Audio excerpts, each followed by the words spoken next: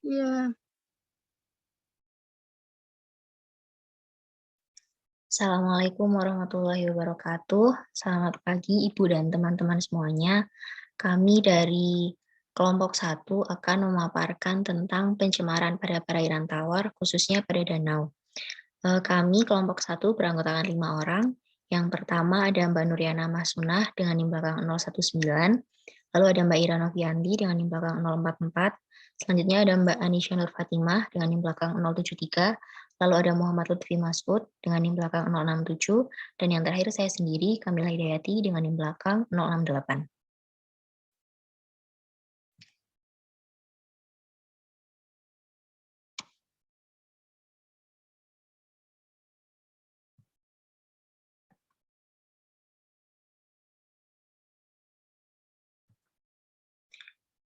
Baik, langsung saja untuk pengertian dari pencemaran perairan. Pencemaran perairan disebabkan oleh masuknya pencemar yang biasanya berupa limbah dalam perairan. Pencemar tersebut bisa masuk melalui atmosfer, tanah, runoff dari lahan pertanian, limbah domestik, perkotaan, industri, dan lain sebagainya. Bahan yang menyebabkan pencemaran dapat bersifat fisik, kimiawi, maupun biologis. Nah, pada paparan kali ini kami menggunakan studi kasus dari 2 artikel. Untuk artikel yang pertama berjudul Analisis Kualitas Air Danau sebagai Dasar Perbaikan Manajemen Budidaya Perikanan di Danau Buyan, Kabupaten Buleleng, Provinsi Bali. Lalu untuk gambaran umum dari Danau Buyan sendiri dimanfaatkan untuk perikanan sebagai lahan budidaya ikan air tawar dengan komoditas utama ikan nila atau Oreochromis niloticus. Budidaya ini menggunakan sistem KCA atau keramba jaring apung. Tantangan yang dihadapi dalam sistem ini adalah peningkatan kandungan nutrien dan dampak terhadap kualitas perairan. Nah, untuk tujuannya sendiri dalam penelitian ini yaitu untuk mengetahui status mutu kualitas air di Danau Buyan akibat sistem keramba jaring apung. Nah, selanjutnya akan dilanjutkan oleh Mbak Nuriana. Silakan. Selanjutnya saya akan melanjutkan pada bagian metode. Penelitian ini telah dilaksanakan selama 3 bulan, yaitu pada bulan Januari sampai Maret 2016 di perairan Danau Buyan. Pengambilan sampel dilakukan dengan cara sistematik, yaitu pengambilan sampel yang disusun dengan lokasi sampling dibuat dengan pola teratur. Pengambilan sampel sistematik di 7 stasiun, yaitu pada wilayah utara stasiun 1, 2, dan 3, wilayah timur stasiun 4 dan 5, dan yang terakhir wilayah barat, stasiun 6 dan 7. Pengukuran kualitas air dilakukan dengan 2 cara, yaitu langsung di lokasi secara in situ dan dengan cara pengawetan yang dilakukan di laboratorium atau ex situ, terutama untuk sifat-sifat air yang dapat bertahan lama dalam kondisi yang sudah diawetkan. Analisis secara in situ dilakukan untuk parameter kualitas air yang sifatnya cepat berubah, sehingga harus saat itu juga dilakukan pengukuran. Hasil yang telah didapat meliputi 11 parameter fisika dan kimia perairan. Parameter fisik terdiri dari suhu, kecerahan, dan kekeruan, sedangkan parameter kimia yaitu pH, DO, amonia, nitrat, BOD, COD, sulfida, dan fosfat. Setelah dilakukan pengukuran parameter kualitas air, baik secara in situ atau langsung di lapangan maupun ex situ atau analisis di laboratorium, dilakukan analisis mutu air dengan menggunakan baku mutu air yang disesuaikan dengan Peraturan Pemerintah Nomor 82 Tahun 2001 tentang baku mutu air lingkungan hidup dan kriteria baku kerusakan lingkungan hidup, menyarankan dapat dianalisis dengan metode Storet dan Indeks Pencemaran atau IP. Selanjutnya,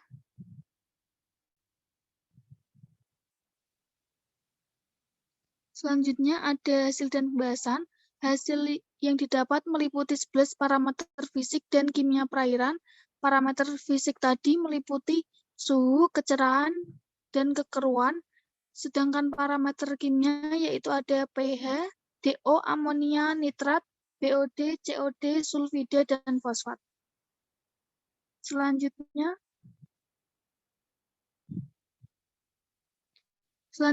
yaitu semua stasiun pengamatan memiliki kriteria terburuk Kriteria terburuk tadi merujuk dengan skor storage-nya.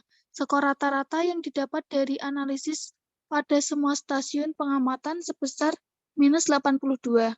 Skor terburuk hasil indeks storage berada di stasiun 3 yaitu sebesar min 98 dengan tergolong tercemar berat yang didasarkan pada nilai parameter kekeruhan negatif 2, pH negatif 4, amonia negatif 20, nitrat 16, BOD negatif 20, COD negatif 20, dan sulfida negatif 16. Selanjutnya,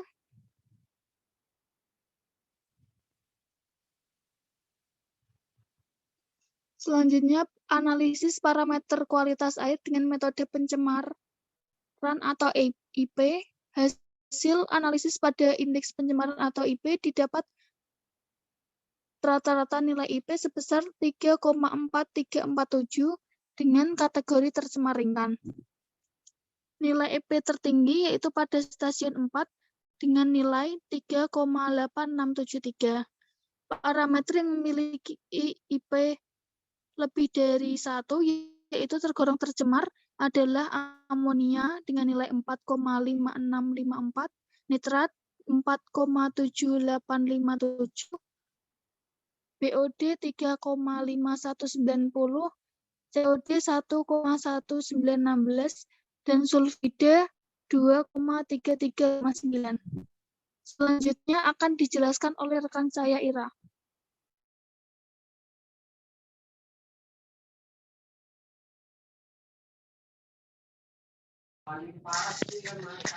Kesimpulannya, penilaian status pencemaran perairan di Danau Buyan berdasarkan metode indeks storage dan indeks pencemaran tergolong dalam kategori tercemar berat dan tercemar ringan.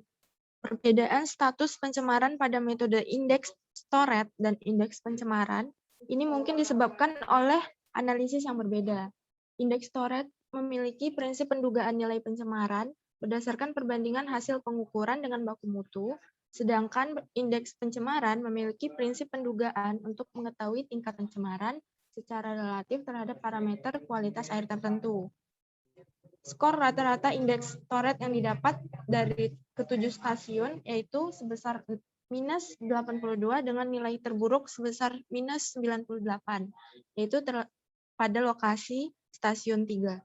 Lalu untuk skor rata-rata indeks pencemaran yang didapat sebesar 3,4347 dengan nilai tertinggi yaitu sebesar 3,8673, itu pada stasiun 4. Jika didasarkan pada wilayah stasiun pengamatan, yang menjadi wilayah tercemar adalah wilayah utara, stasiun 1, 2, dan 3, dan wilayah timur, stasiun 4 dan 5. Selain dekat dengan KJA, wilayah utara dan timur juga dekat dengan lahan pertanian, sehingga mendapat masukan bahan pencemar lebih banyak dibandingkan wilayah barat, yaitu stasiun 6 dan 7. Pada kondisi tersebut, pengaruh KJA, pertanian, dan aktivitas manusia lainnya itu memberikan beban berat terhadap perairan di Danau Buyan. Secara umum, tantangan yang berhubungan dengan sistem budidaya KJA itu terjadinya peningkatan kandungan nutrien di perairan yang berasal dari sisa pakan yang tidak termakan oleh ikan. Lalu ada feses ikan, serta kemungkinan dampak yang ditimbulkan terhadap kualitas perairan, lingkungan, dan kondisi kesehatan ekosistem. Selanjutnya, untuk saran pengelolaan terhadap Danau Buyan dalam usaha perbaikan kualitas perairan, yaitu dengan melakukan peninjauan kembali dalam pengembangan KJA yang ada di Danau Buyan. Penggantian sebanyak lebih dari 50% pelet dengan pakan alami. Kemudian melakukan pembersihan tumbuhan air kiambang di bagian utara, timur, dan barat Danau Buyan, serta meminimalkan penggunaan pupuk dan insektisida. Maksudnya menggunakan pupuk dan insektisida secukupnya saja. Untuk pemerintah, stakeholder, dan masyarakat, itu harus mengembangkan pertanian berbasis organik atau sistem pertanian terpadu untuk mengurangi beban pencemaran di Danau Buyan. Kemudian yang kedua, artikel yang kedua dengan judul Tingkat Pencemaran Perairan Danau Limboto Gorontalo. Untuk pendahuluan, Danau Limboto ini banyak berperan sebagai sumber pendapatan bagi nelayan. pencegah banjir, juga sebagai sumber air pengairan dan objek wisata. Danau Limboto ini berada pada kondisi yang sangat memprihatinkan karena mengalami proses penyusutan dan pendangkalan akibat sedimentasi dan pembuangan sampah yang mengancam keberadaan ekosistem di masa yang akan datang. Dampak langsung yang terjadi pada perairan Danau Limboto saat ini sudah terlihat seperti pendangkalan dan eutrofikasi sebagai akibat meningkatnya nutrien dan zat pencemar ke badan perairan danau. Oleh karena itu menjadi latar belakang dan tujuan dilakukannya penelitian ini. Selanjutnya akan disampaikan oleh teman saya, Anisha. Terima kasih, Ira. Selanjutnya yaitu metode penelitian. Yang pertama, pengambilan sampel penelitian dilakukan pada 8 stasiun di perairan Danau Limboto. Pengukuran beberapa parameter kualitas air dilakukan secara in situ dan pengujian parameter kualitas air lainnya dilakukan di Laboratorium Balai Riset dan Standarisasi Industri Manado. Yang kedua, pengambilan sampel. Parameter kualitas air yang diukur secara in situ terdiri dari suhu, pH, kecerahan, konduktivitas, dan oksigen terlarut atau DO. Pengambilan sampel air untuk pengukuran kualitas air di laboratorium dilakukan menggunakan point sampel pada kedalaman 5 meter dari permukaan air. Next. Kemudian terdapat analisis data. Untuk mengetahui tingkat pencemaran perairan yang terjadi dilakukan perhitungan dengan perhitungan indeks pencemaran Kirchhoff 1991, yaitu menggunakan rumus CI sama dengan PN kali II pangkat WI, di mana I sama dengan 1. CI sama dengan nilai indeks pencemaran. I sama dengan nilai dari kurva baku subindeks parameter dengan skala pembobotan 0 sampai 100. W sama dengan nilai konstanta bobot kepentingan dari setiap parameter. Nilainya dari 0 sampai 1. Next. Kemudian terdapat hasil dan pembahasan. Dapat dilihat dari tabel, nilai W dari parameter yang diukur dapat dilihat pada tabel 2. Nilai CI yang diperoleh digunakan untuk menetapkan tingkat pencemaran dalam kriteria belum tercemar, yaitu 84 sampai 100. Tercemar ringan 57 sampai 83, tercemar sedang 28 sampai dengan 56, dan tercemar berat 0 sampai 27. Kemudian, penentuan status pencemaran logam ditentukan dengan menggunakan indeks pencemaran berdasarkan keputusan Menteri Negara Lingkungan Hidup nomor 115 tahun 2003 tentang pedoman penentuan status mutu air. PLJ sama dengan akar CI per LIJ dikali 2M ditambah CI per LIJ dikali 2R. Di mana LIJ adalah konsentrasi parameter kualitas air dalam baku mutu peruntukan air. CI adalah konsentrasi parameter kualitas air hasil survei. PLJ adalah indeks pencemaran bagi peruntukan. CI per LIJ dikali M merupakan nilai dari CI per LIJ maksimum. Dan nilai CI per LIJ dikali R adalah nilai dari CI per LIJ rata-rata. Next. Selanjutnya akan dijelaskan oleh rekan saya, Lutfi. Baik, selanjutnya yaitu tabel yang ketiga ini menunjukkan suhu perairan Danau Limboto berkisar 30 sampai 34 derajat Celcius. Secara umum, nilai suhu pada perairan Danau Limboto sebagian besar telah berada di atas standar baku mutu PPRI nomor 82 tahun 2001 kelas 2 untuk perikanan budidaya air tawar, yaitu 20 sampai 30 derajat Celcius. Lalu nilai pH-nya yang terukur pada perairan perairan Danau Limboto itu berkisar 8 sampai 8,5. Lalu untuk nilai BOD 5 perairan Danau Limboto berkisar 70 sampai 50 mg per liter. Lalu konsentrasi nitrat dan amoniak perairan Danau Limboto berkisar 3,51 sampai 4,59 mg per liter dan 0,01 sampai 0,06 mg per liter.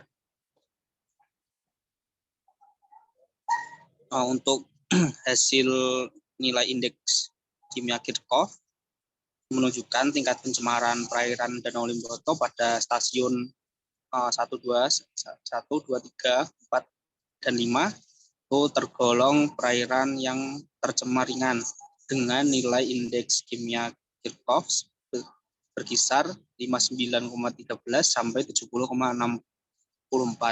Sedangkan stasiun 6, 7, dan 8 tergolong perairan yang tercemar sedang dengan nilai indeks Kirchhoff berkisar 42,58 sampai 55,82.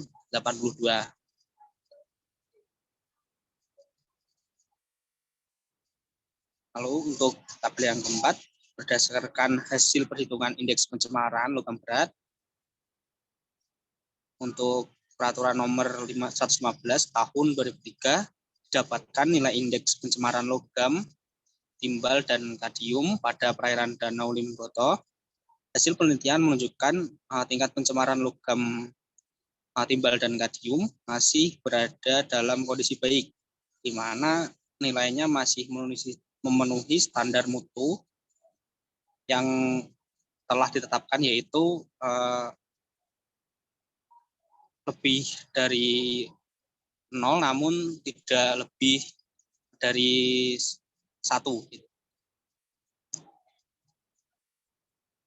Baik, untuk kesimpulannya, tingkat perairan Danau Limboto pada stasiun 1 sampai 5 tergolong tercemar ringan dengan nilai indeks kimia Kirchhoff berkisar 59,13 sampai 70,64.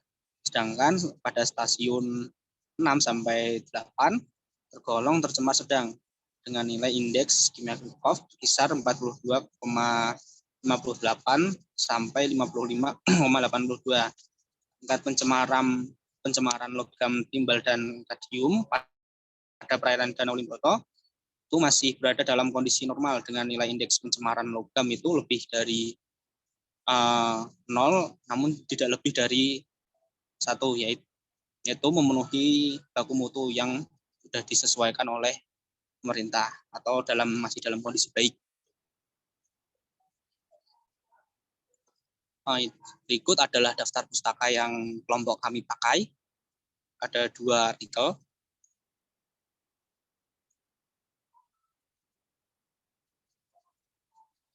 Baik, sekian dari saya kembalikan ke moderator.